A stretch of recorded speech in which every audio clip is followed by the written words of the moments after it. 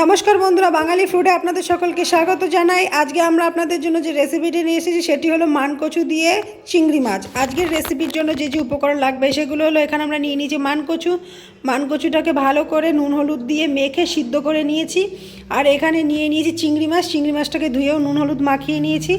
এখানে আছে পেঁয়াজ কুচি, টমেটো কুচি, আলু কুচি, কাঁচা লঙ্কা কুচি আর ধনেপাতা কুচি। চলুন এবার আমরা দেখে নিই। এবার আমরা এই তেলের মধ্যে দিয়ে দেবো শুকনো লঙ্কা আর জিরে ফোড়ন। এবার আমরা দিয়ে দেবো তেজপাতা।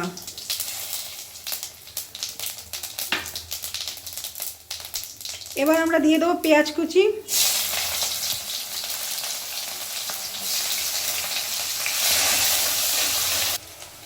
পেঁয়াজটা একটু হালকা ভেজে নিয়েছি। এবার আমরা এর মধ্যে দিয়ে দেবো চিংড়ি মাছ। চলুন বন্ধুরা, চিংড়ি মাছটাকে একটু ভালো করে আমরা ভেজে নিই। দেখুন বন্ধুরা, আলুটা আমরা ভালো করে ভেজে নিয়েছি। এবার আলুটা একটা আলাদা পাত্রে তুলে নেব।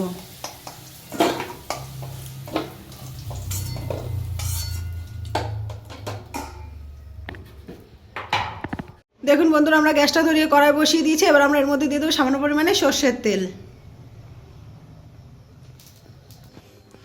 দেখুন বন্ধুরা, আমাদের তেলটা গরম হয়ে গেছে। এবার আমরা আলুটা ভেজে নেব।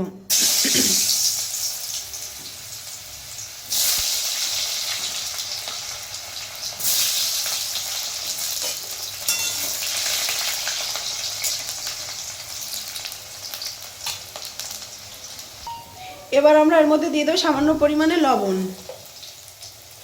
আর দিয়ে দেবো সামান্য পরিমাণে হলুদ গুঁড়ো। এবার আমরা আলুটাকে একটু ভালো করে ভেজে নেব। দেখুন বন্ধুরা, ভালো করে কষিয়ে নিয়েছি আমরা। এবার আমরা এর মধ্যে দিয়ে দেবো জল।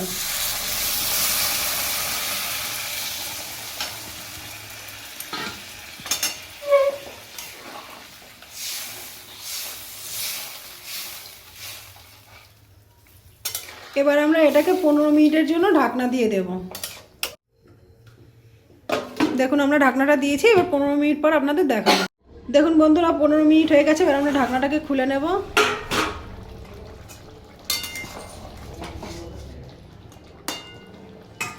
এবার আমরা এর মধ্যে দিয়ে দেবো ধনেপাতা কুচি।